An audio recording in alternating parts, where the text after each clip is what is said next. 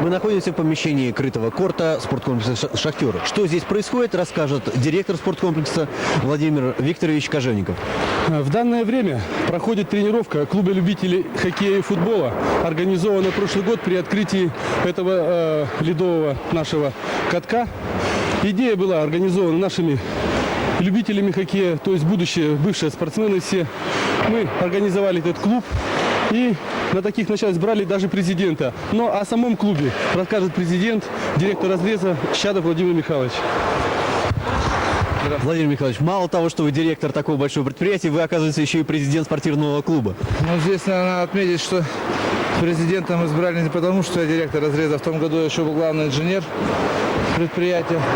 Но собрались в клубе. В основном первый раз собрались это руководители предприятий, не только угольных предприятий, директора школ, вот, профсоюзные работники. Сейчас клуб растет, количество членов. Есть уже рабочие с разреза, с автобазы. Вот, ну, сложился такой здоровый коллектив. Мы регулярно 2 раза в неделю, среда, суббота, ну, вот, разминаемся, играем, тренируемся. Почувствовали себя в своем возрасте крепкими людьми. Вот, мы уже имеем опыт игр на выезде. Да, мы играли, ну, газета писала местно, играли с командой Лужников. Ну, как счет какой? Ну, счет большой, по-моему, 15-5 мы проиграли. А футбол? Вот, но так как у нас в летнее время мы тренируемся тем же составом, играем здесь на этом же поле футбол. Вот футбол у нас лучше получается. Мы Лужники обыграли, по-моему, 8-3. Вот, ну, дело не в счете, а просто сама поездка сплачивает наш коллектив.